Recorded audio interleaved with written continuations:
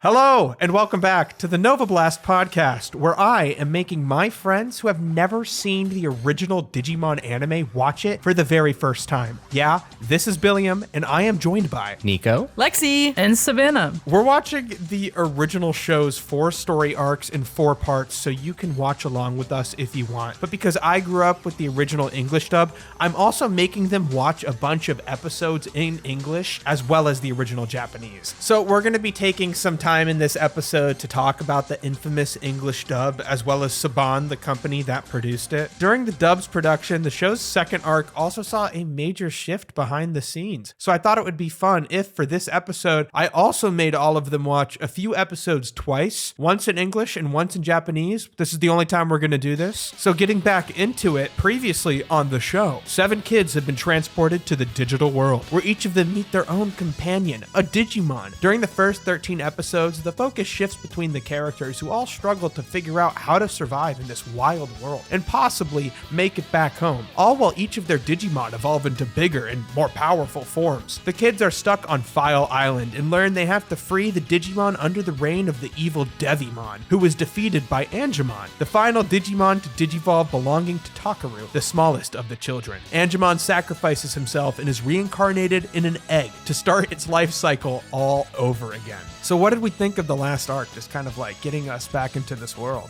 I think it was a good start to the series. I think it's very strong and honestly beautifully like animated. It holds up. I have gripes with the dub, obviously, but like but I think there's a lot of positives to pull from it as well. It was very fun to re-fall in love with these characters after watching the 2020 version. Getting to re-fall in love with specifically Agumon was really fun. And also to have my heart absolutely crushed anytime we watched it in English.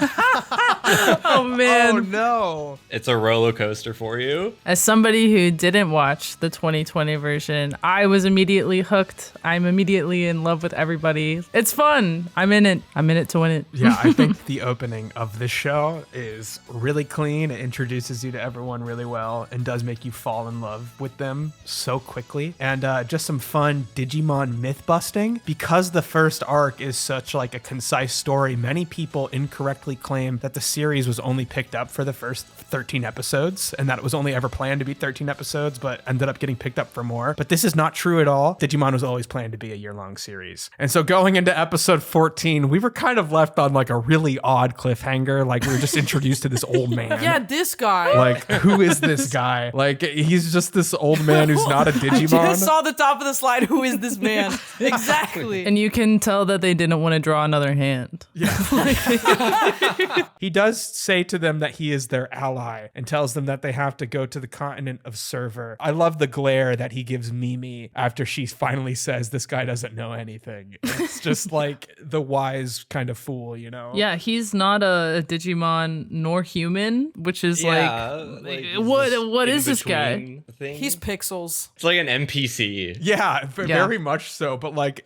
an NPC who gets some like cutscene renders. So Genai tells the Digidestined that there is evil Digimon, far more powerful Digimon than Devimon, wreaking havoc in the digital world, this time on the Server continent. To become more powerful, the children need to find their corresponding crests for their tags. These items must be found in order to unlock their next Digivolution. So can you believe what the show is doing next is the Digimon are going to evolve again? Can we like believe it's going there? Not even close. My brain can't. I like that we kind of have like a fetch quest thing now that's like a step before the next evolution is unlocked. Like I like that there's some kind of physical manifestation of progress now other than like sure. My friend got bigger. Like this is pretty cool.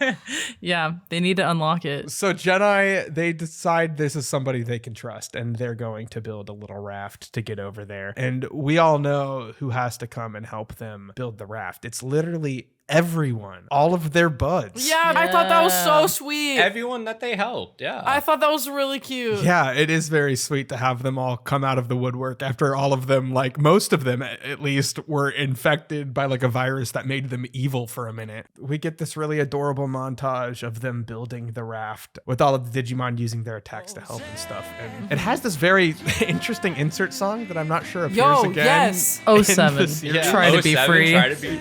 Yeah, this. I thought this was gonna come up more. I like this episode, this part too, because it's like recap everybody we Yeah, met. exactly. Hey, remember these guys? Yeah. So we get some big updates as the egg hatches, and this Oh, yeah. guy. So we get Poyomon. Nice. It's Billiam. It's like just what comes out of the egg, and I think TK's happy with it. Yeah, a little yolk, a little white. It's like a little egg white? gooey ghost. Yeah. Oh my god. That looks like a soft-boiled egg. You eat that. He's just the smallest guy. Also, if I remember my Digimon lore, Poyomon is from the ocean they're about to sail out on. So it's a little. That's cute. little He's like a known little thing moon I jelly read. or something. Oh. Yeah, I see that. Headcanon. Yeah, Yeah, we talking the something festival like of the that. lunar jellies, brother? They take this raft out sailing, and they only have 2 weeks worth of food, but they kind of lose it all because this guy shows up. This is Waymon, and like, do you see how vascular that whale is? I was literally gonna say, yeah, check out the veins on this guy. Look at this raisin ass looking motherfucker. Biomechanical boy. He is very biomechanical. He eats them up. That scene where he's digesting them and all the acid with starts the coming acid, out. the But like, stomach acid, what I yeah. love about that scene is the alarms like in his body that start going off before it like excretes it. Ew, yes. I wish my body did that. It would make things a lot easier. Like before you would. have to like go to the bathroom. Oh, or trust something. me, there are alarms. You But hear sometimes they don't go off soon enough. You know what I mean? Yeah, right. You feel the little drip. I'm also so thrilled of how quickly this went by. This did not leave me in agony for too long, and this guy was our friend pretty fast. So yes. I appreciate that. This episode packs so much in, actually. Yeah. It does. Because then after that, he turns good, and they tell him that they're looking for the tags and crests. He tells them that Devimon hid something under the ocean, and he takes them there. And they get to this like liminal space with the convenience store. Oh, yeah. I really love this location. It's awesome. The random underground convenience store that is guarded. Yeah, that's an inconvenience store. And then they're attacked by this guy. Love that his toenails are also drills. Yeah, I was like, I don't care that of you've got course. drills for nails. I'm still gonna get my soda. This guy, this Stromojimon, he's a completely different character in the Japanese version than the English version. Like, Wait, it is- really? Yes. Like, you have Roll to the see clip. these clips back to back. He is Oh my like God, this okay. nervous little guy in the Japanese version. Oh yes, I remember this after they fight. Yes. He's like, oh, you beat me, I'm sorry. And so, like, I like this guy because this is really Yeah. the only time he talks, and he leaves like an Right. impact because of his personality. And this is what Yeah. he's like in the dub. Please forgive me for attacking you. The tag should be in the convenience store, next to the jerky. What? And so it's just like, he was erased, dude. He was erased. He was a race. It's just kind of dog shit sometimes, man. Yeah. You know? Homie, I'm right here with you. As a person that does this professionally for my job that gets money from this, And I I'm understand right there with that, you. like, this is an old dub. But damn. I just want better translations of the Yes, characters. dude, better yeah. From the- adaptation. Not just literally translating, but also adaptation, making sure that it fits. Like, Right. At times, I really felt like I was watching an abridged series. Yes, it's like a joke. Yeah, Yes. Oh, no, actually, Oh, yeah. 1,000%. They literally make jokes about the animation on screen. They do. Yeah, They do. yeah. They're showing mudslides in the first episode, and he's like, there were floods like chocolate sauce. Other places got totally flooded with oceans like chocolate sauce. And so there are people who have very strong feelings about the English dub and how it changes the original. And there is Right. this excellent website called Digimon Uncensored, which has a comprehensive Oh, wow. list of every single change made between the original version and the English version, line by line, episode by episode. And they grade every episode. A lot of the episodes we chose to watch twice around this time around have like a pretty good grade. I do think that the humor of the show does keep the tone overall of the show itself, but scene by scene, character by character, there are a lot of things lost. Yeah, I definitely love Ty more in the sub than I do the dub. I will say Oh my that. but yeah, God. but you love that the Joshua Seth's style makes you laugh every time. He makes me cackle because it's ridiculous and I feel like I'm watching a parody and that's why I laugh. But then the dub just does some like things that like make me laugh too much to hate it. Like, this is the original version of this scene, but the dub looks at the footage and does something with it. It's like it's hurting him. He also says peace out at the end. Like, That's what I couldn't even understand him. and he delivered. Also, are we noticing that TK sounds a little different here. For us, but let's see. I'm sure Yeah. Etemon would say the same thing if he were still around. So I'm pretty sure in this stretch of episodes, in a couple episodes here, that Wendy Lee, who played TK, was on her honeymoon at this time. So Felice Sampler stepped in to play TK. The English dub of Digimon was produced by a company called Saban Entertainment. And if you want a little bit more info on Saban Entertainment, Anime News Network has a 3-part series covering the history of this oft-forgotten children's entertainment powerhouse. And do you guys see Jank Goku in the bottom right? No way. That's pretty cool. yeah, I do. Saban was founded by a guy named Ham Saban, Billiam related. She's fucking pissed. This guy could easily be described as a ruthless, cutthroat businessman. And there's a lot of controversy behind how he did business. What? He Jeez. avoided hiring union talent. And Power Rangers has a lot of accusations of having an abusive environment on set. Yikes. But guys, he's gonna get you back with this one. He drove a Rolls Royce with the license plate RSKTKER Risk Taker. Wow. He got you back, right? That Rolls Royce needs to roll over. Fuck billionaires. Fuck this person. Risk taker. Eat my whole ass, bro. And so Biomon's related because Biomon is played in the English dub by Saban's stepdaughter, Tiffany Kristen, who really didn't do much acting work outside of Saban. I hope I never do that again. It wasn't very fun. Wonder why. Because not only is this a billionaire, but he also is nepo babying his kid into roles that Yeah. hardworking actors are not getting. I'm sorry. I need to not only get off my soapbox, but destroy it. And so this guy, he's a tough guy. And you know he's a tough guy because he got his fortune creating soundtracks for cartoons like She-Ra and He-Man. That's how you know he's so tough. This is a great business model, just making the music for shows, because whoever wants to broadcast the show has to pay a separate license fee for the music. And so this is how Saban made a lot of money. It would be really fair to compare this guy to Tommy Tallarico, which there's a very popular YouTube video by H-Bomber Guy about this guy. But he was credited on many more music tracks than he directly worked on, just by virtue of owning the company. Saban called himself a schlepper of cartoons and cartoon music. I love a use of schlep, I really do. So Saban is credited on over 70 different cartoons. He did write some tracks on his own though, like the theme song to Heathcliff, 1984, if we know who Heathcliff is. So Saban would dub some anime around this time and retitle many of them, with few of its licensed shows getting an extra special treatment, such as Macron 1, which was a brand new show created by cutting up clips from multiple different shows. What? That's so stupid. Are you fucking serious? Yeah.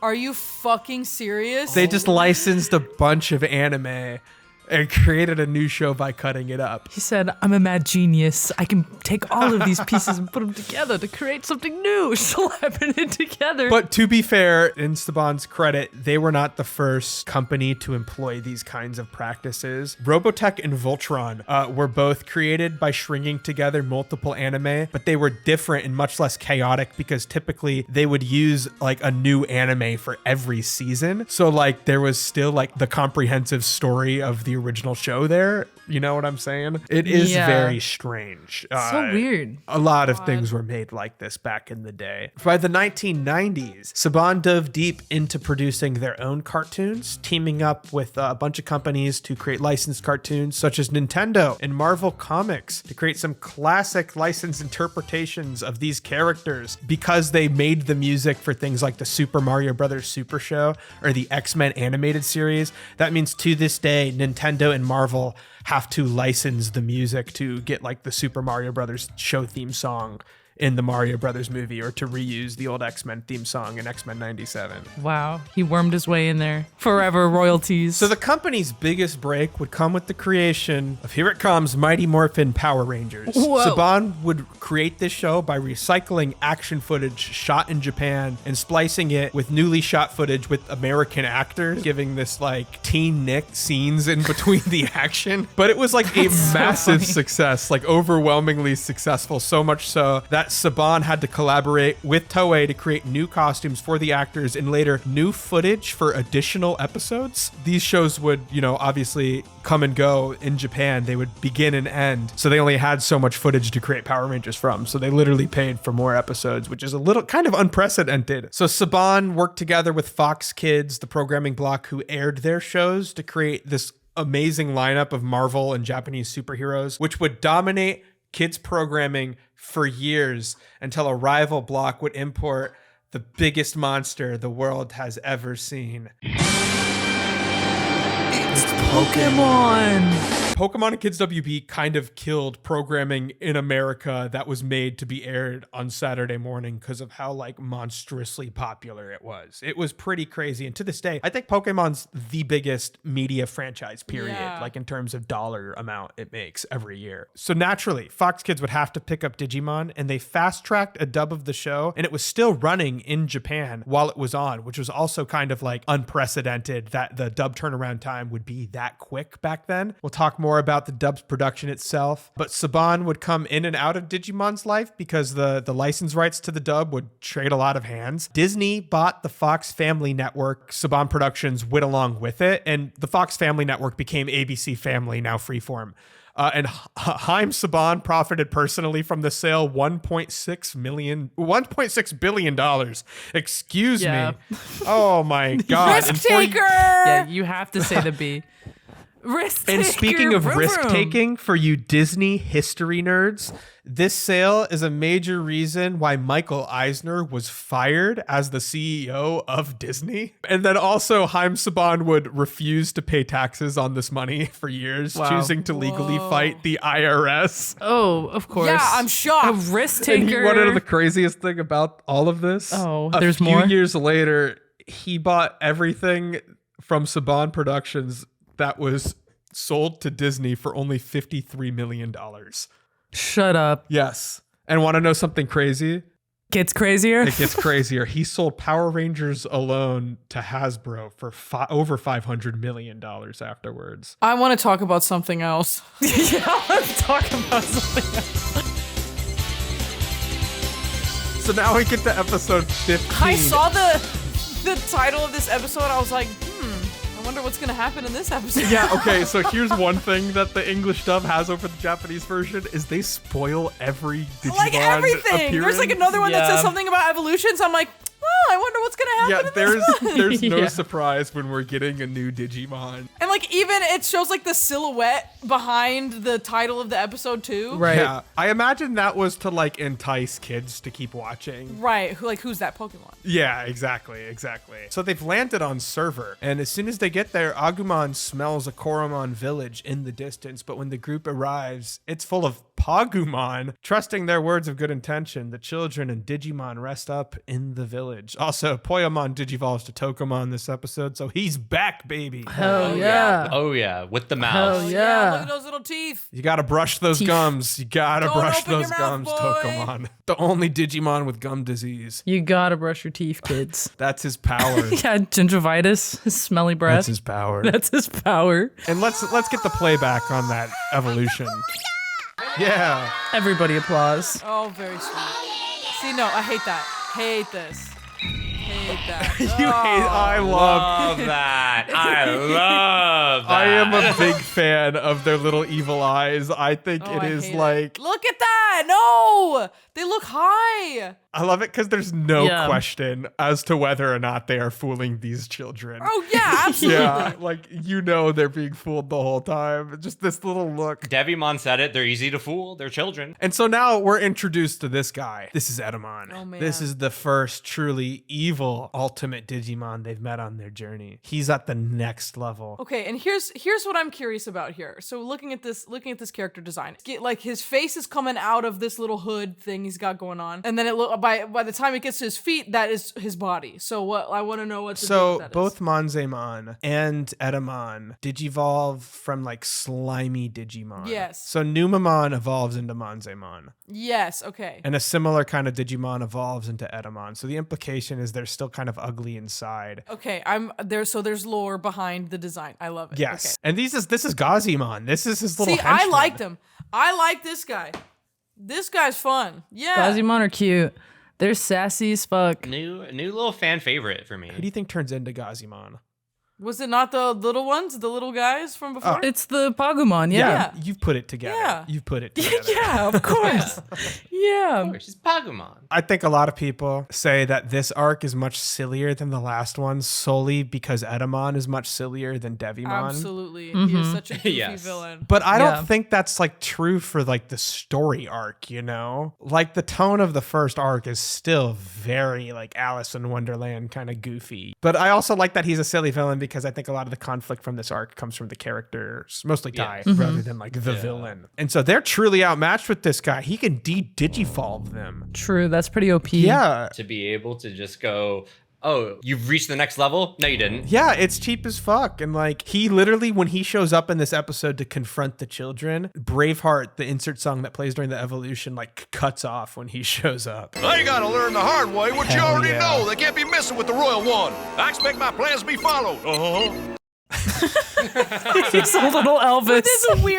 With his weird like vocal stems, the like weird Elvisisms are so hysterical. And so then they find this like little cryptic wall inside the cave where Tokomon has been taken, and it has a symbol on it. Of course, the crest is by the Koromon village.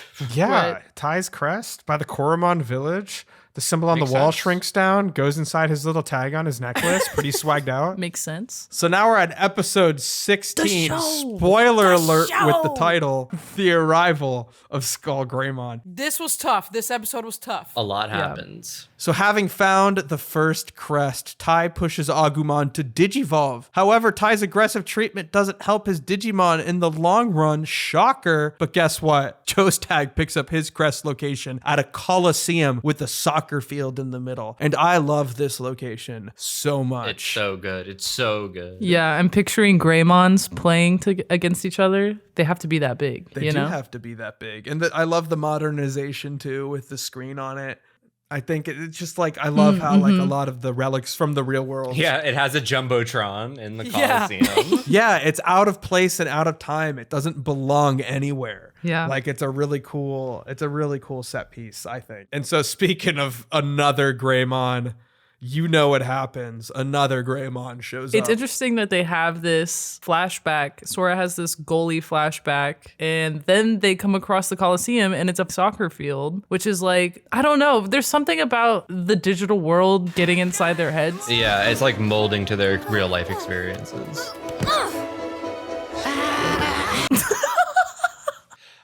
Man. Not the goalie. Not the goalie going, ah. Remember, there's no I in team. Yeah, that was hysterical. Wasn't that an awesome line delivery? But I would say, I think that soccer scene, Tai comes off much more like he intentionally wants Sora to get the goal in the original version versus the dub. It seems like he accidentally trips. Yeah. I had the same Yes, like, I agree. interpretation. And then it was confusing as to like why she was like, he was really cool. I was like, he was still being a douche. Like, what are you talking about? Izzy laid things out way too simply for Tai, and he feels like he can exploit the rules here. He says in order for your Digimon to digivolve, they have to be fully fed, and you have to be in danger. Save us from Etemon, or I'll go and get myself a new Digimon. Shit, dude. He's an asshole. Yeah, this episode was tough. Straight up feederism. It's Agumon abuse the episode. Yeah. Yeah, it is pretty sad to see Tai. Like, it's really interesting because obviously we can understand the pressures they are under. I feel like this is the first time where they've really had to like be on the run. That's like not something they've experienced before. So you could kind of understand where he's coming from, but also at the same time, it feels like it comes out of nowhere a little bit. Yeah. Yeah. Nobody else is smiling And here. let me tell you, we watched both versions. That's just, I think that's pretty consistent across both versions of the dub and sub. Greymon, you could win if you'd only Digivolve. Greymon! So Ty's like fucking pressuring this guy to digivolve. Look, he's pissed. yeah, dude, the side eye. He's over Ty. He's just sad. sad. He He's is a sad guy. He boy. wants to do better for Ty. Felt like Ty was like exploiting the game here because he's going to like put himself in danger to make Greymon digivolve to the next level when he wasn't in danger before. He could have avoided it. Yeah, he's like trying to speed run the evolution. Yeah, it happens. Oh my god, it's going to be our first ultimate Digivolution. None of us read the episode title. Yeah. I do love this. Yeah, this is like, pretty oh. great. Yeah, it's a little heart-wrenching. But you know what? Out of all of the children, the person to do this would be Ty. I think so. Yeah. Oh, for sure. Impulsive. He little does shit. not like what he sees when Skull Greymon appears. Yeah, how could you?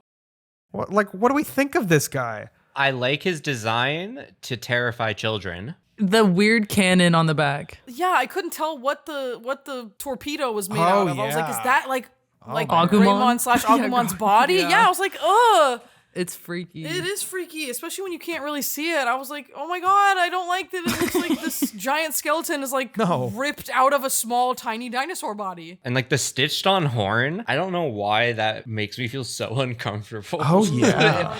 But like because it's like all like a fully connected skeleton, but then you had to stitch together your horn.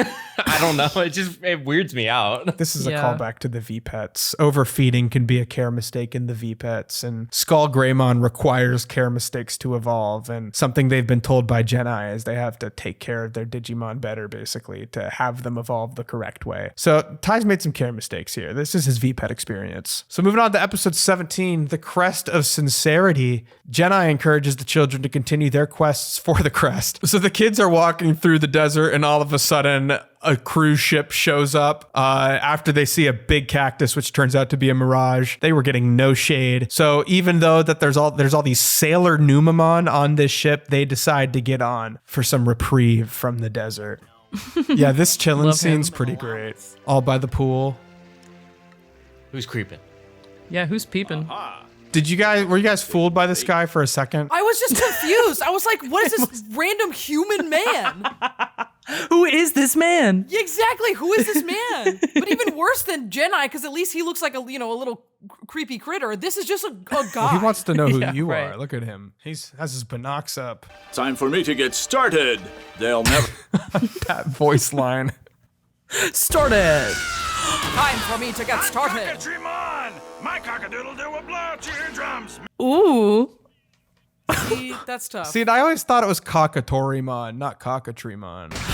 You've unlocked Togemon. I always love when Togemon gets a good beatdown sequence. I want a good uppercut. Yeah. I want more punching from Togemon. Less I needle agree. sprays. Needle Me spray too. needs to be the finisher move. Yes. You gotta knock him up in the air and then needle spray him. Oh, so Mimi gets the Crest of Sincerity. Sure, Mimi is sort of a ditz, but she's really sincere and a good friend. That's why she ended up with the Crest of Sincerity. If you ask me, that was a good call. And so not only did like some of the dialogue comment on the animation, but now they're like kind of commenting on the story itself. The Digimon in the next episode. Oh my god, yeah. this guy. So in episode 18, the fairy Piccolomon.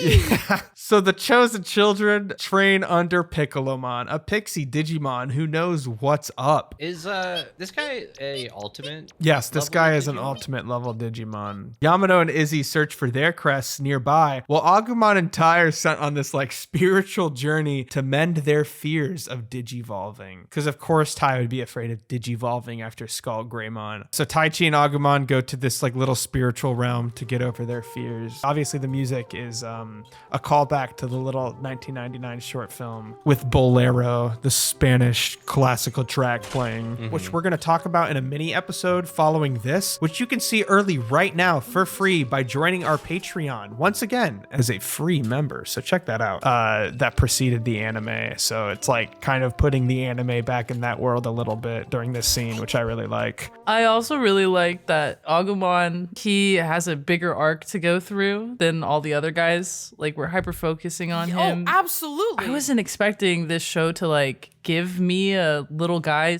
dealing with anxiety and trauma, Yeah, which oh my was God. honestly a cool surprise for me. Like, I love him speaking about his feelings to his little partner here. It's really sweet. They are very involved. Yeah, it's a true partnership. Yeah. Like between them. You know, Taichi recognizes his mistakes and what he does wrong, tells it to Agumon. Agumon is just as human, just as much of a character to be developed. It's really good. The reason why Etemon's able to infiltrate is because Izzy and Matt go outside the barriers of Piximon's little fortress to look for their tags and crests together without their Digimon. I thought this was so magical. Yeah, it is. Yeah. This was like weirdly like ethereal. And it's really nice because before this scene, they have a conversation about why they even want to find the crests, like what they want to like get out of themselves for finding it. And Izzy's naturally just like, oh, I'm curious. I want to see what Kabuterimon is going to evolve into. But Matt, he wants to grow himself. In the English dub, he says he wants to digivolve too. I want to use the crest to digivolve me.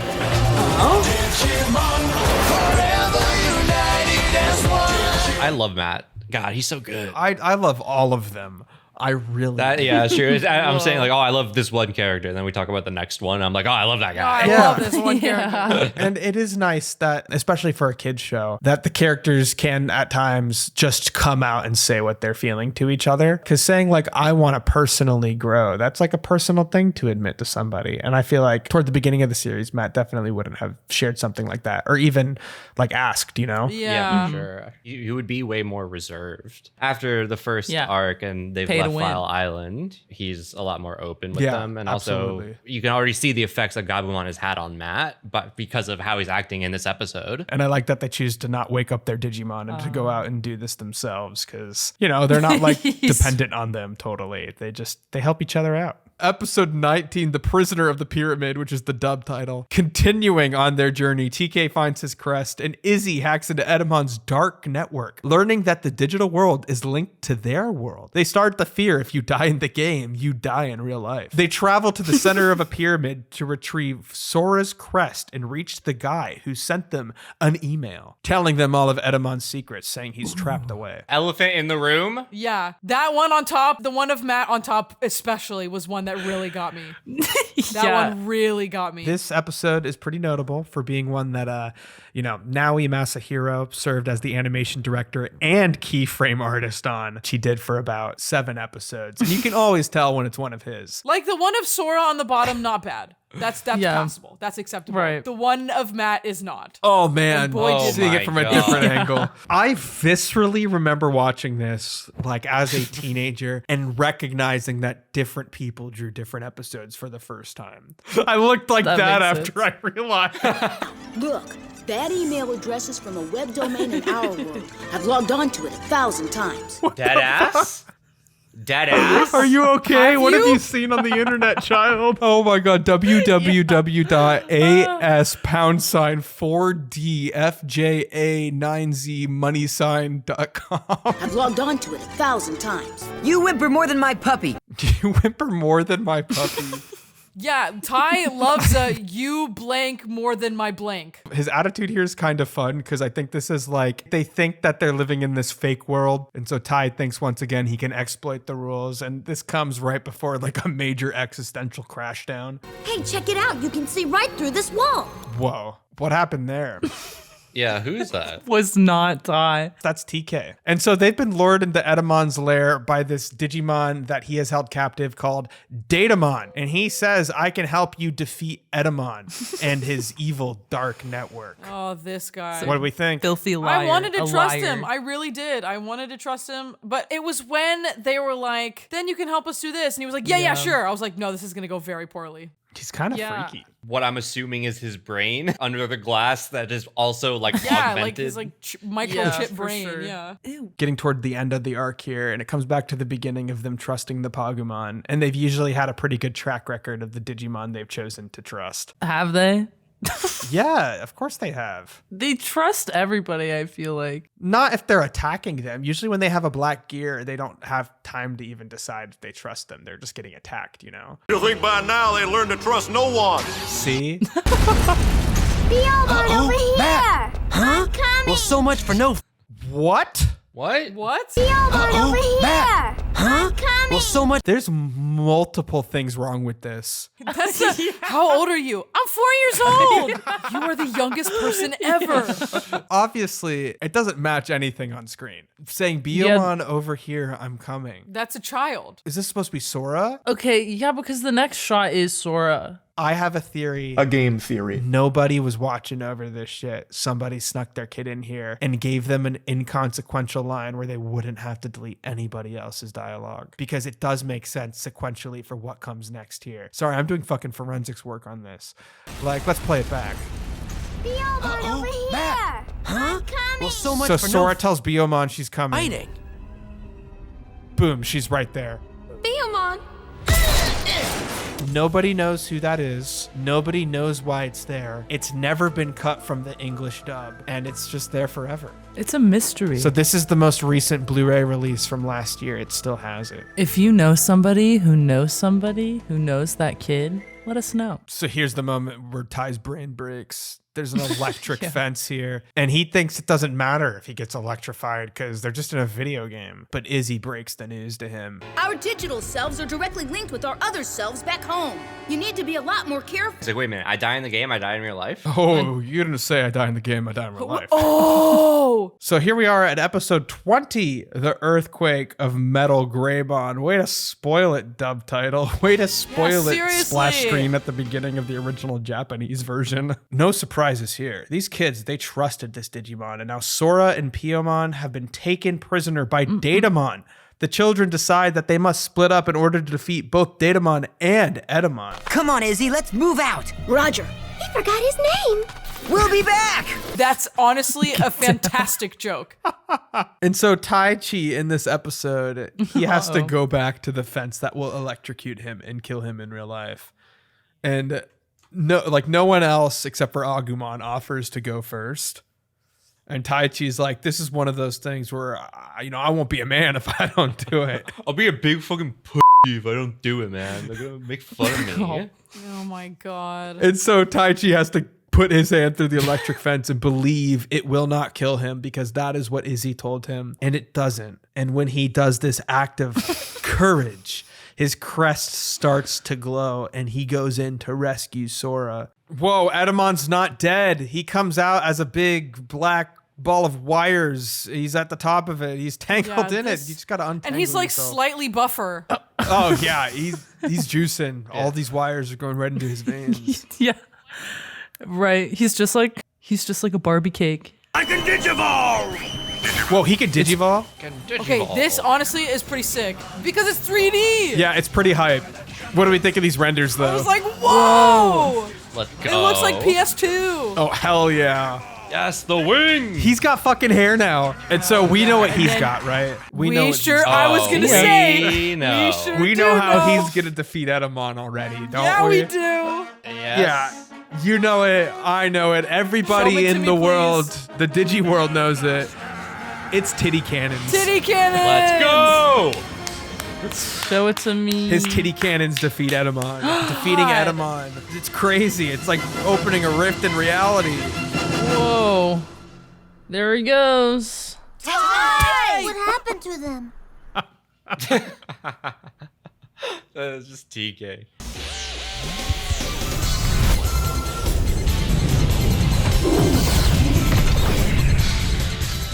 And so now we're gonna go back to talking about this little English dub here for a second. We got some more to say, but beforehand, I want to talk about some comments we got in the last episode from some fans who were talking about the dubs in their region. Mexican Headbanger 95 says, you guys should take a peek at the Latin American Spanish dub. It is so good. The dubbing industry in Mexico is the GOAT. And I have heard this from a lot of people. The Latin American dub is very faithful to the original, and it is very celebrated and beloved in its own right. But something I'm more interested in is Peppermint Bubble told me that the Finnish dub was legendarily bad and only went for 26 episodes. So he feels like he never really got to experience how good and charming the character writing was in the first two arcs. And I believe we have some clips here of that. We won't watch this whole 8-minute stretch, but this is a pretty crazy dub. It was produced by a now defunct dubbing company called Agapio Racing Team. Oi. This was their very last project before they went under. Damn. Billy, I thought that was you. They sound terrified.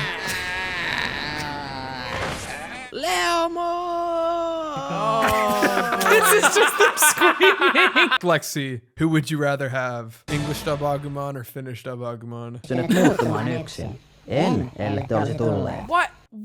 So do all of the Digimon have that weird filter I then? guess so. Yeah, they went under. Just so you guys know. If you're watching this and didn't grow up with the Saban dub or the original Japanese version, let us know how your regional dub of Digimon was received. I'd love to learn more about it. So regarding the American release of Digimon never quite beat out Pokemon in the ratings, but the Saban dub of Digimon did give Fox Kids Saturday mornings a couple extra years of life before being sold off. In his book Monster Kids, which is about Pokemon, but has a great chapter on Digimon, Daniel Dockery quotes Fox Kids head Roland Poindexter, who made it clear that acquiring Digimon was an important choice as he didn't want to drop the ball twice. Digimon follows the adventures of 7 kids who mysteriously his actual real name is Poindexter. That's awesome. That's tough. Digivolving is a No, don't feature him saying things. Don't do that. If the phenomenon of Pokemon is any indication,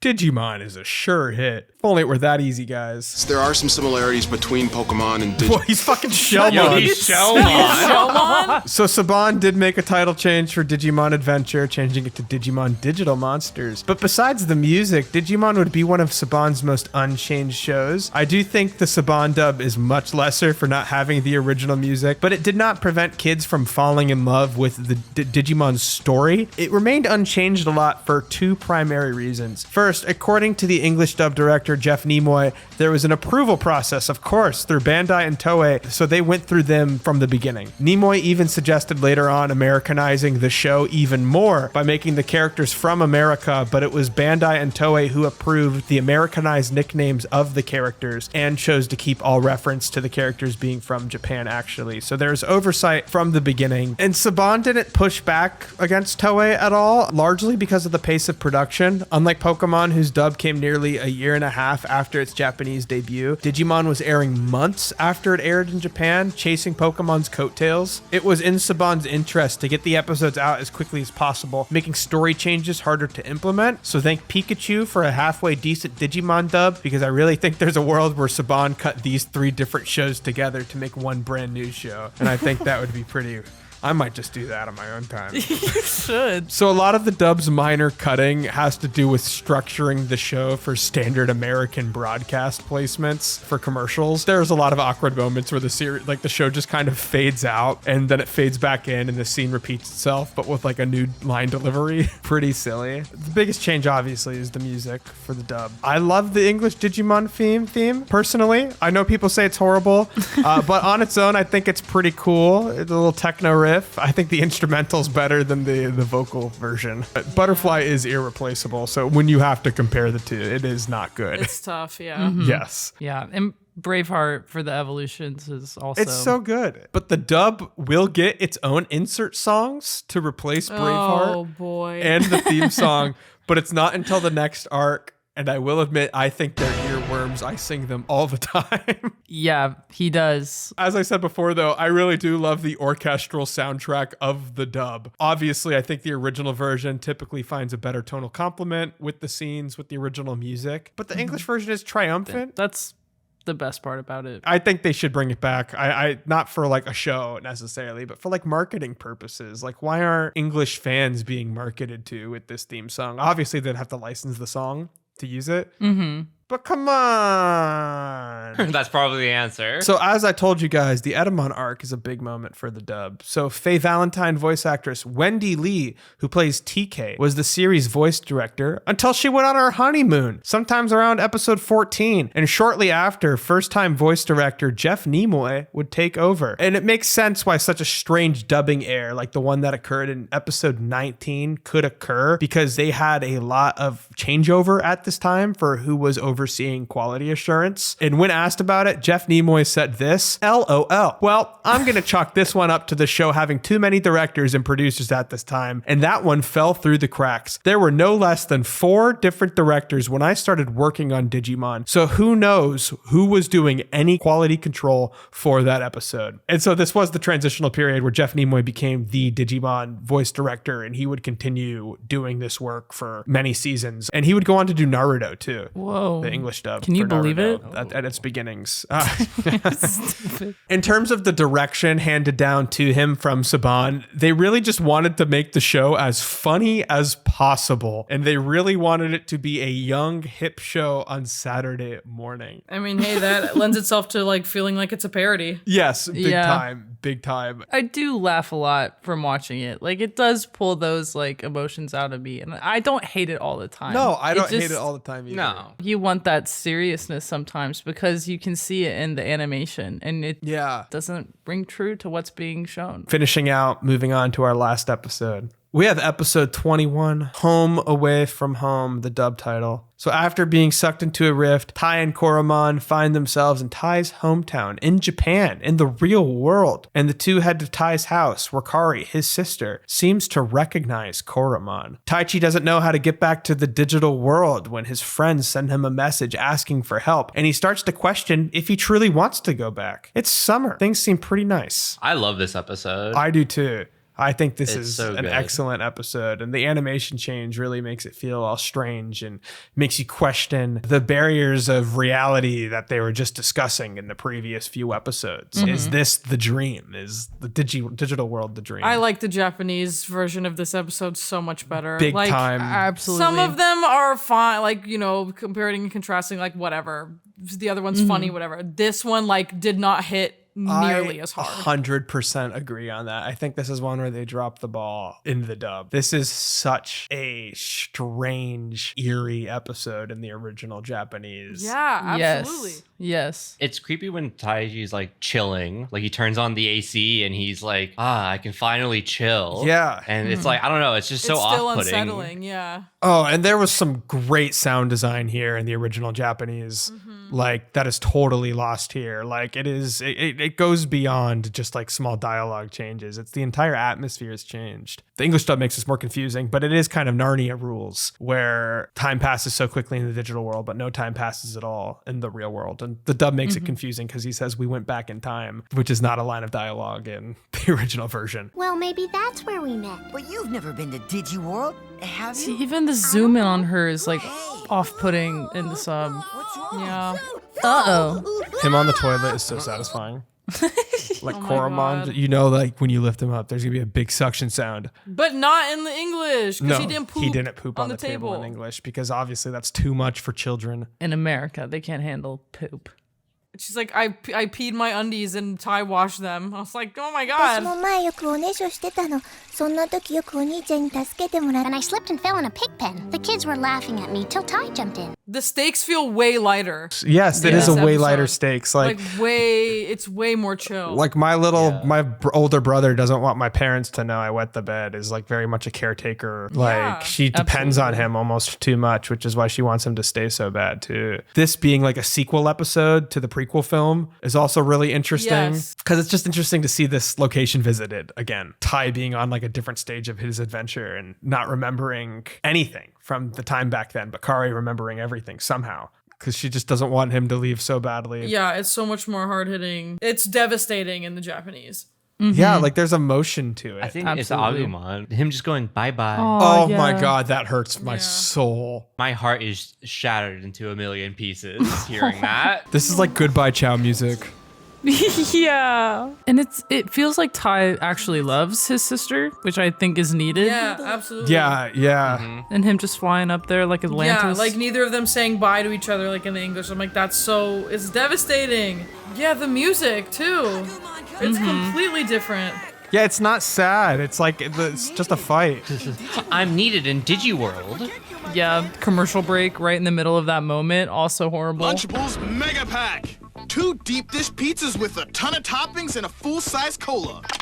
Agumon, we're back in business. Now we've got to decide what our first move is. Yeah, it's just like right back to the next episode.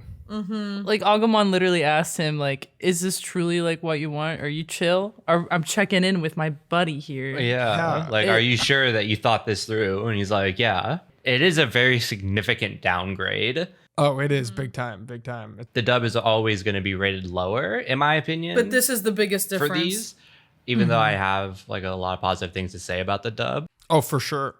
Not this episode. No, this is entirely an atmospheric episode. And by changing the sound design, you're changing the atmosphere so fucking much. It's like crazy. And I really like Lara Jane Miller as Kari, very famous voice actress. I think she does a great job. But in this episode, she doesn't do what the scene needs. So a lot of things happened in these stretch of episodes. We had Etemon. We had the kids finding their tags in crests. And then we had this big glimpse of the real world right after getting Metal Greymon. So what do we think of Metal Greymon? Do we like Metal Greymon? Titty cannons. If that doesn't answer my question. Do you guys like them titty cannons? Oh, I think it answers it perfectly. I think we gave you the perfect answer, actually. So what did we think of this arc overall, though? Like, what does it feel going from Devimon to Etemon? It's so goofy, and it's funny that this is supposed to be a level up because he's very silly. Granted, now this is more of my flavor of villain because I had fun enjoying the arc, less so than being like, this guy's a fucking creep, this guy's fucking scary, we're all gonna die. It was more like, oh, I'm looking forward, like, even if he is like actually extremely powerful and dangerous,